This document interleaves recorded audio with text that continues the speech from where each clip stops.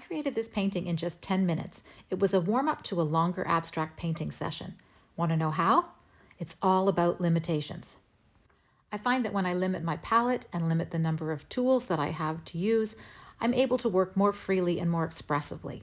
Oh, and setting a timer for 10 minutes helps too.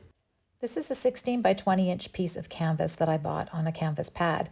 I love it because it gives me all of the great properties of canvas without the price of using a stretched canvas, and it's lightweight like paper. I'm starting with my Payne's Gray, which is my favorite black, and just making some loose marks to create structure.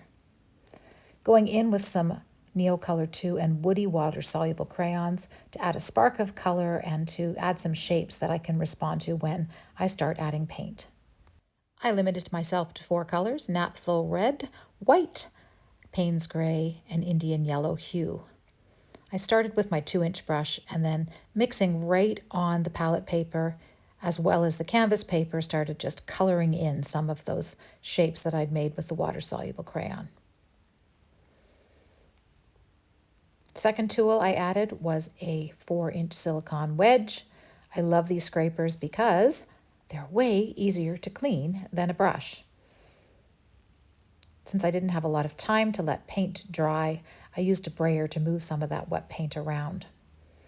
That way I was able to immediately go right back in with a different size brush and different variations of those colors that I started with.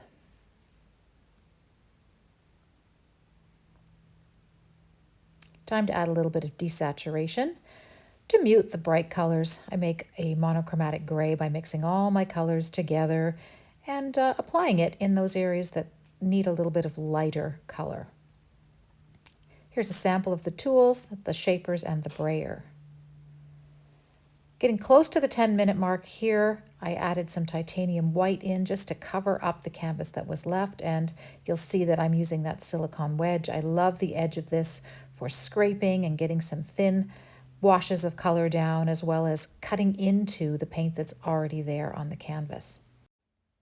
I'm finishing off by going back in with those water-soluble crayons and adding some scribbles and some lines that are more signature marks, and just trying to do a little bit of variation in texture on top of the paint. Because the paint's still wet, some of it smears, which is kind of lovely and unpredictable, right? And there's that shaper again, that wedge going in to just move some of those smears and smudges around. And I like to use the edge of it to add a few straight lines to my piece for some directionality. So there you have it, a 10-minute warm-up painting that may or may not be finished. Do you ever put limitations on your work? I'd love it if you'd leave me a comment telling me how below. And give this video a thumbs up and subscribe for future videos. Thanks.